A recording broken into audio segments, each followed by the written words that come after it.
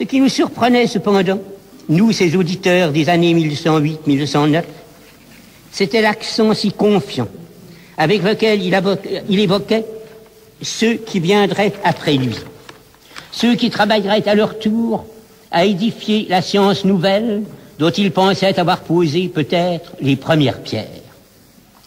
Une question se présente à notre esprit lorsque nous réfléchissons sur cette assurance qui était la sienne et qui, je l'affirme, était éloignée de toute présomption.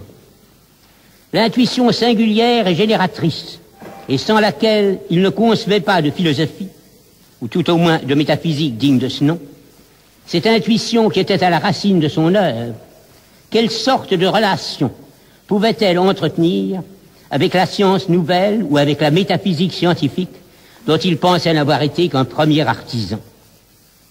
Il n'est pas très facile de répondre à cette question.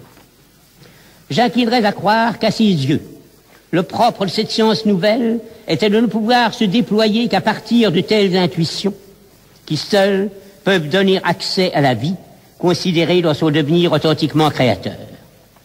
Peut-être d'ailleurs, et non sans raison, si nous l'interrogions, nous inviterait-il à distinguer entre la science telle qu'elle se fait, telle qu'elle se constitue dans son dynamisme propre, et les exposés a posteriori, auxquels elle peut et doit inévitablement donner lieu chez ceux qui sont chargés de l'enseigner, mais ceux-ci risquent, à vrai dire, trop souvent, de fausser sa démarche et d'en proposer une représentation schématique que nous avons à briser ou, à tout le moins, à surmonter pour la pensée dans son mouvement inventif.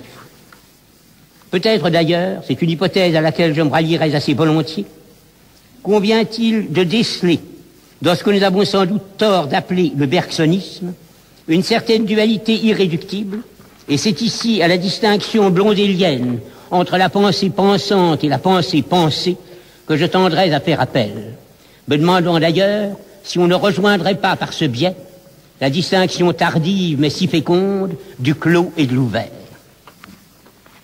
Ce qu'il faut reconnaître cependant, c'est que l'espoir de Bergson a été jusqu'à présent tout au moins dans une large mesure déçu. Il eut certes en tout pays de très nombreux disciples, mais peut-on dire que ces disciples aient été des continuateurs au sens qu'ils souhaitaient? Il ne me le semble pas.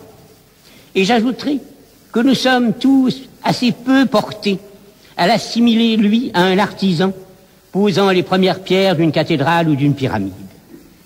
Je serais tenté de me demander ici si Henri Bergson n'a pas quelquefois été abusé sur lui-même et sur la vraie nature de son apport par son souci, non seulement de maintenir le contact le plus étroit avec la science positive, mais de rechercher pour lui-même le type de consécration qui s'attache à la recherche scientifique. Par là, comme plusieurs de ses contemporains que nous avons connus, comme Léon Brunswick par exemple, il me reste, me semble-t-il, un homme du XIXe siècle. Et pourtant, ainsi que je l'ai dit, en raison des exigences que révèle son style, des comparaisons même auxquelles il fait si souvent appel, c'est plutôt parmi les artistes transcendant leur siècle, que beaucoup d'entre nous seraient aujourd'hui disposés à le ranger. Mais il me faut ajouter qu'une telle assertion l'aurait certainement affligé. Et ceci suffit, à mes yeux, à montrer qu'elle n'est elle-même que partiellement exacte. Henri Bergson a cru profondément à la vérité. Et c'est parce qu'il ne l'a pas compris que l'adversaire mineur auquel je faisais allusion a porté sur lui des jugements si profondément iniques. Ce qui est vrai en ce domaine, c'est seulement que sa théorie de l'intelligence, dont je suis bien loin de méconnaître l'intérêt, n'éclaire pas plus la vérité à laquelle il a dédié sa vie que la poétique d'un Valéry n'éclaire sa poésie. Il est d'ailleurs un autre rapprochement qui s'impose à ma pensée.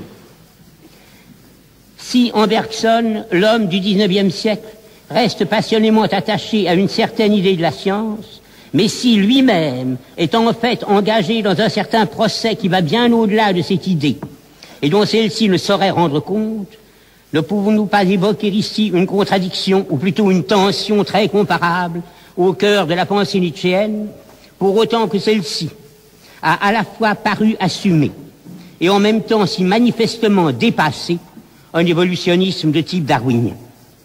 Mais de semblables tensions, bien loin d'affaiblir la portée des œuvres au sein desquelles nous les découvrons, contribuent à les rendre pour nous plus riches d'enseignements. Et cela dans la mesure même où de telles œuvres sont déjà leur propre dépassement.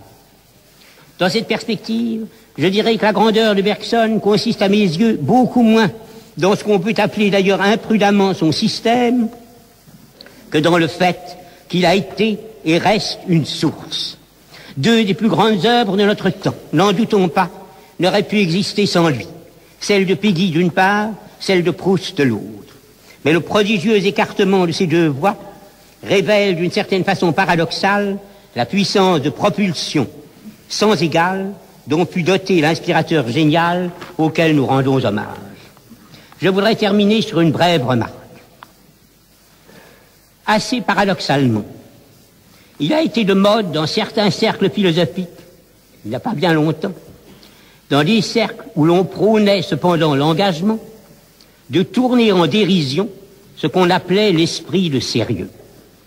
Je crains qu'il n'y ait eu là quelque confusion.